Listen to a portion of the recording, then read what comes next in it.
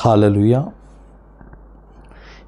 വേഗം വരുന്നവനായ ക്രിസ്തുയേശുവിൻ്റെ നാമത്തിൽ എൻ്റെ ഈ നിസ്തുലമായ സ്നേഹവന്ദനത്തെ നന്ദിയും അറിയിക്കുന്നു. ലോകത്തിൻ്റെ വിവിധ പ്രദേശങ്ങളിൽ ഈ പ്രോഗ്രാം കാണുന്ന സഹോദരിമാർ, മാതാപിതാക്കൾ, കുഞ്ഞുങ്ങൾ, അഭിഷിക്തന്മാർ എല്ലാവർക്കും ഒരിക്കൽ കൂടി ക്രിസ്തു യേശുവിൻ്റെ നാമത്തിൽ എൻ്റെ നിസ്തുലമായ സ്നേഹവന്ദനത്തെ നന്ദിയും അറിയിക്കുന്നു. കർത്താവ് നിങ്ങളെ എല്ലാവരെയും ധാരാളമായി അനുഗ്രഹിക്കട്ടെ. ദാനിയേൽ പ്രവചനം അതിൻ്റെ 6-ാം അധ്യായം അതിൻ്റെ 10-ാം വാക്യം. എന്നാൽ രേഖ എഴുതിയിരിക്കുന്നു എന്ന് ദാനിയേൽ അറിഞ്ഞപ്പോൾ അവൻ വീട്ടിൽ ചെന്ന് തൻ്റെ മാളിക മുറിയുടെ കിളിവാതിൽ യെരൂശലേമിന് നേരെ തുറന്നിരുന്നു. താൻ മുമ്പേ ചെയ്തതുപോലെ ദിവസം 3 പ്രാവശ്യം മുട്ടുകുത്തി തൻ്റെ ദൈവത്തിൻ്റെ സന്നിധിയിൽ പ്രാർത്ഥിച്ച് സ്തോത്രം ചെയ്തു. എന്നെ കേൾക്കുന്ന എൻ്റെ പ്രിയ സഹോദരന്മാരെ, നാം പ്രാർത്ഥിക്കുന്ന മനുഷ്യനാണെങ്കിൽ നമ്മുടെ ജീവിതത്തിൽ ശത്രു നമ്മെ തകർക്കുന്ന അനുഭവമുണ്ട്, നമ്മളെ ഇല്ലാതാക്കുന്ന അനുഭവമുണ്ട്. എന്നാൽ ശത്രുവിന് ഒരിക്കലും പ്രാർത്ഥിക്കുന്ന മനുഷ്യനെ ജയിക്കുവാൻ സാധിക്കത്തില്ല.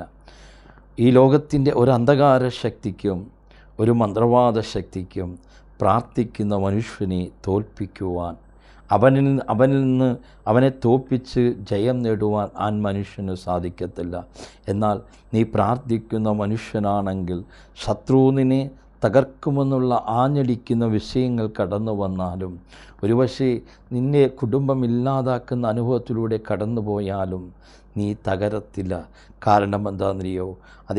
അതേ എൻ്റെ ദൈവം ഹൃദയം നുറുങ്ങിയവർക്ക് യഹോവ സമീപസ്ഥൻ, മനസ്സു തകർന്നവനെ അവൻ രക്ഷിക്കുന്നു. നീ നീതിമാനാണോ? നീ പ്രാർത്ഥിക്കുന്ന മനുഷ്യനാണോ? നീ ഹൃദയം നുറുങ്ങുന്ന അനുഭവത്തിലൂടെയാണോ കടന്നു പോകുന്നത്? തകർന്ന അനുഭവത്തിലൂടെയാണോ കടന്നു പോകുന്നത്? നിന്നെ കൈവിടാത്ത ഒരു ദൈവം, നിന്നെ സഹായിക്കുന്ന ഒരു ദൈവം. സങ്കീർത്തനം 34:18 പറയുന്നു, ഹൃദയം നുറുങ്ങിയവർക്ക് യഹോവ സമീപസ്ഥൻ, അവൻ മനസ്സു തകർന്നവനെ രക്ഷിക്കുന്നു. ദാനിയേലിൻ്റെ ജീവിതം നോക്കിയാൽ നമുക്ക് കാണുവാൻ സാധിക്കും. ദിവസം 3 നേരം ദൈവസന്നിധിയിൽ മുട്ടുമടക്കി പ്രാർത്ഥിക്കുന്ന ഒരു ഭക്തനായ മനുഷ്യൻ. നമ്മുടെ ജീവിതത്തിലും നാം ലോകസുഖങ്ങളെ വിട്ടുകൊണ്ട് നാം മുട്ടുകുത്തിയൊന്ന് പ്രാർത്ഥിക്കുവാൻ നാം ഒന്ന് തയ്യാറെടുത്താൽ നമ്മെ അനുഗ്രഹിക്കുന്ന ഒരു ദൈവം. നീ ഒരു നല്ല പ്രാർത്ഥനാ മനുഷ്യനാണോ? നിൻ്റെ കുടുംബത്തെ തകർക്കുവാൻ ലോകത്തിൻ്റെ ഒരു അന്ധകാര ശക്തിക്കും സാധ്യമല്ല. നിൻ്റെ കുടുംബത്തെ തകർക്കുവാൻ ലോകത്തിൻ്റെ ഒരു മന്ത്രവാദ ശക്തിക്കും സാധ്യമല്ല. കാരണം നീ സേവിക്കുന്ന ദൈവം, നീ ആരാധിക്കുന്ന ദൈവം, നീ പ്രാർത്ഥിക്കുന്ന ദൈവം, അവൻ സർവശക്തനായ ദൈവമാണ്. അവൻ സർവത്തിൻ്റെയും ഉടയവനായ ദൈവമാണ്. അവൻ പ്രപഞ്ച സൃഷ്ടാവായ ദൈവം. തൻ്റെ ഒരു വാക്കിനാൽ സകലത്തെയും ഉളവാക്കിയവനായ ദൈവം. ആ ദൈവസന്നിധിയിൽ നീ പ്രാർത്ഥിച്ചാൽ നിശ്ചയമായി അവൻ നിനക്ക് ഉത്തരം നൽകുന്ന, അവൻ നിനക്ക് മറുപടി നൽകുന്ന ദൈവമാണ്. എന്നാൽ രേഖ എഴുതിയിരിക്കുന്നുവെന്ന് ദാനിയേൽ അറിഞ്ഞപ്പോൾ അവൻ വീട്ടിൽ ചെന്ന് അവൻ്റെ മാളികമുറിയുടെ കിളിവാതിൽ യെരൂശലേമിന് നേരെ തുറന്നിരുന്നു. താൻ മുമ്പേ ചെയ്തിരുന്നത് പോലെ ദിവസം 3 പ്രാവശ്യം മുട്ടുകുത്തി തൻ്റെ ദൈവത്തിൻ്റെ സന്നിധിയിൽ പ്രാർത്ഥിച്ച് സ്തോത്രം ചെയ്തു. എന്നെ കേൾക്കുന്ന വ്യക്തിജീവിതമേ, നമ്മുടെ ജീവിതത്തിലും ശത്രു ചില വിരോധമായ രേഖകളെ എഴുതുമ്പോൾ നാം ഭാരപ്പെടാതെ, നാം പ്രയാസപ്പെടാതെ, എങ്ങനെ ജയിക്കുമെന്ന് നിരാശപ്പെടാതെ ദാനിയേലിനെ പോലെ നമ്മുടെ ജീവിതത്തിൽ ഒന്ന് മുട്ടുമടക്കി നാം ദൈവസന്നിധിയിൽ ഒന്ന് നിലവിളിച്ച്, ഹന്നയെപ്പോലെ, ഹാഗറിനെ പോലെ ഒന്ന് നിലവിളിച്ച് ദൈവസന്നിധിയിൽ നാം ഒന്ന് നിലവിളിച്ച് ദൈവസന്നിധിയിൽ പ്രാർത്ഥിക്കുമ്പോൾ നിശ്ചയമായി അവൻ ഉത്തരം നൽകുന്ന ദൈവമാണ്. അവൻ നമ്മെ കരുതുന്ന ദൈവമാണ്. അവൻ നമ്മെ വിടുവിക്കുന്ന ദൈവമാണ്. ആ ദൈവത്തിൻ്റെ സന്നിധിയിൽ നാം പ്രാർത്ഥിക്കുന്നവരായി മാറുവാൻ നമുക്ക് സാധിച്ചാൽ നിശ്ചയമായി അവൻ നമ്മെ വിടുവിക്കുന്ന, അവൻ നമ്മെ കരുതുന്ന ഒരു ദൈവിക സാന്നിധ്യത്തെ നമുക്ക് കാണുവാൻ സാധിക്കും.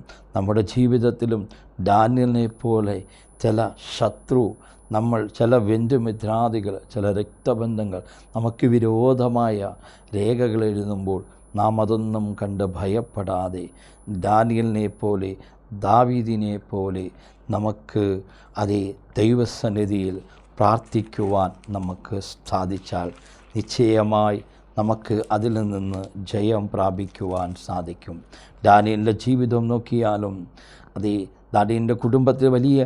ദാവീദിൻ്റെ കുടുംബത്തിൽ വലിയ പ്രശ്നം നടക്കുകയാണ്. സങ്കീർത്തനം 55 അധ്യായം നമുക്ക് വായിക്കുമ്പോൾ 1-2 വാക്യങ്ങൾ: ദൈവമേ, എൻ്റെ പ്രാർത്ഥന ശ്രദ്ധിക്കണമേ, എൻ്റെ യാചനയ്ക്ക് മറഞ്ഞിരിക്കരുതേ, എനിക്ക് ചെവി തന്ന് ഉത്തരമരുളമേ.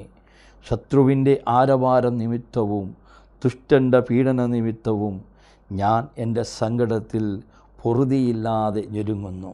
അപ്പം നീ ദൈവഭക്തനാണോ? ദാനിയേലിനെ പോലെ ദൈവത്തെ ആരാധിക്കുന്ന വ്യക്തിയാണോ?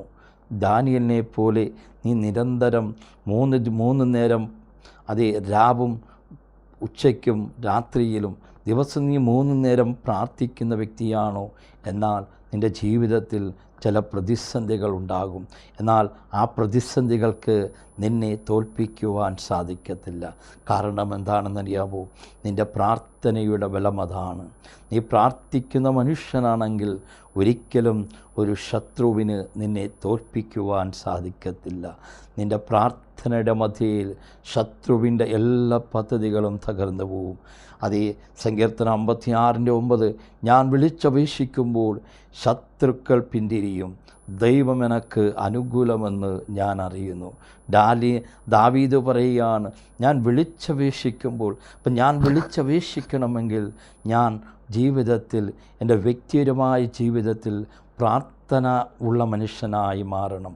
രാവിലെയിലും ഉച്ചയ്ക്കും രാത്രിയിലും നാം ദൈവത്തോട് നന്ദി പറഞ്ഞുകൊണ്ട് നമ്മുടെ വിഷയങ്ങളെ ദൈവസന്നിധിയിൽ പ്രാർത്ഥിക്കുന്നവരായി, മറ്റുള്ളവർക്ക് വേണ്ടി പ്രാർത്ഥിക്കുന്നവരായി നമുക്ക് മാറുവാൻ സാധിച്ചാൽ, അതേ നമ്മുടെ നേരെ വലിയൊരു സൈന്യം കടന്നു വന്നാലും, വലിയൊരു ശത്രുകൂട്ടം കടന്നു വന്നാലും ഞാൻ വിളിച്ചപേക്ഷിച്ചു, എൻ്റെ ശത്രുക്കൾ പിന്തിരിഞ്ഞു, ദൈവം എനിക്ക് അനുകൂലമെന്ന് ഞാൻ അറിയുന്നു. അപ്പോൾ ദൈവം നമുക്ക് അനുകൂലമാണെങ്കിൽ ഈ ലോകത്ത് ആർക്കും പ്രതികൂലമായി നിൽക്കുവാൻ സാധിക്കത്തില്ല.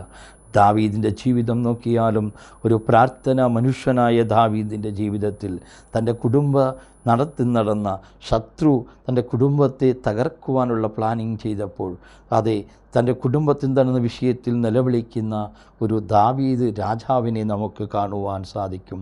അതാണ് സങ്കീർത്തനം 55:1-2 വാക്യങ്ങൾ: ദൈവമേ, എൻ്റെ പ്രാർത്ഥന ശ്രദ്ധിക്കണമേ, എൻ്റെ യാചനയ്ക്ക് മറഞ്ഞിരിക്കരുതേ, എനിക്ക് ചെവി തന്ന് ഉത്തരമരുളണമേ. ശത്രുവിൻ്റെ ആരവാരം നിമിത്തവും ദുഷ്ടൻ്റെ പീഡനവും ഞാൻ എൻ്റെ സങ്കടത്തിൽ പൊറുതിയില്ലാതെ ഞെരുങ്ങുന്നു. അവർ എൻ്റെ മേൽ നീതികേട് ചുമത്തുന്നു, കോപത്തോടെ എന്നെ ഉപദ്രവിക്കുന്നു. നീ ജീവിതത്തിൽ പ്രാർത്ഥിക്കുന്ന വ്യക്തിയാണെങ്കിൽ, എന്നാൽ നിൻ്റെ ശത്രു നിൻ്റെ ഭവനത്തിൽ നിന്ന് തന്നെ നിനക്ക് ശത്രുവായി കാണാൻ സാധിക്കും. അതേ നമ്മുടെ ജീവിതത്തിൽ നീ പ്രാർത്ഥിക്കുന്ന വ്യക്തിയാണെങ്കിൽ നിൻ്റെ ശത്രു നിൻ്റെ ഭവനത്തിൽ നിന്നും തന്നെ എഴുന്നേൽക്കും. കാരണം നിന്നെ ശത്രുവാക്കി, അതേ പിശാച് നിൻ്റെ ഭവനത്തിലുള്ളവരെ നിനക്കെതിരെ ശത്രുവാക്കി മാറ്റുന്ന പിശാചിൻ്റെ തന്ത്രത്തെ നാം മനസ്സിലാക്കുവാൻ സാധിക്കണം. നാം അതൊന്നും കണ്ട് നിരാശപ്പെടാതെ, അതേ നാം ദൈവസന്നിധിയിൽ ദാനിയേലിനെ പോലെ പ്രാർത്ഥിക്കുന്ന വ്യക്തികളാണെങ്കിൽ നമുക്ക് ജയം നൽകുന്ന, നമുക്ക് കരുതൽ നൽകുന്ന ഒരു ദൈവിക സാന്നിധ്യത്തെ നമുക്ക് കാണുവാൻ സാധിക്കും. അപ്പോൾ ദാനിയേലിനെ പ്രാർത്ഥിക്കുന്ന മനുഷ്യനായതുകൊണ്ട് തന്നെ തകർത്ത് കളയുവാൻ ശത്രു പദ്ധതി ആവിഷ്കരിക്കുന്നതായി നമുക്ക് കാണുവാൻ സാധിക്കും. എന്നാൽ രേഖ എഴുതിയിരിക്കുന്നു എന്ന് ദാനിയേൽ അറിഞ്ഞപ്പോൾ അവൻ വീട്ടിൽ ചെന്ന് തൻ്റെ ഗമാളിക മുറിയുടെ കിളിവാതിൽ യെരൂശലേമിന് നേരെ തുറന്നിരുന്ന് താൻ മുമ്പേ ചെയ്തതുപോലെ ദിവസം 3 പ്രാവശ്യം മുട്ടുകുത്തി തൻ്റെ ദൈവത്തിൻ്റെ സന്നിധിയിൽ പ്രാർത്ഥിച്ച് സ്തോത്രം ചെയ്തു. അപ്പോൾ ആ പുരുഷന്മാർ ബന്ധപ്പെട്ട് വന്ന് ദാനിയേൽ തൻ്റെ ദൈവത്തോട് ദൈവസന്നിധിയിൽ പ്രാർത്ഥിച്ച് അപേക്ഷിക്കുന്നു കണ്ടു എന്ന് ഉടൻ രാജാവിൻ്റെ സന്നിധിയിൽ ചെന്ന് രാജവിരോധ കൽപ്പനകളെക്കുറിച്ച് സംസാരിച്ചു. രാജാവേ, 30 ദിവസത്തേക്ക് തിരുമേനിയല്ലാതെ യാതൊരു ദേവനോടോ മനുഷ്യനോടോ അപേക്ഷ കഴിക്കുന്ന ഏതു മനുഷ്യനെയും സിംഹങ്ങളുടെ ഗുഹയിൽ ഇട്ടുകളയുമെന്ന് ഒരു കൽപ്പന എഴുതി വച്ചിട്ടില്ലയോ എന്ന് ചോദിച്ചു.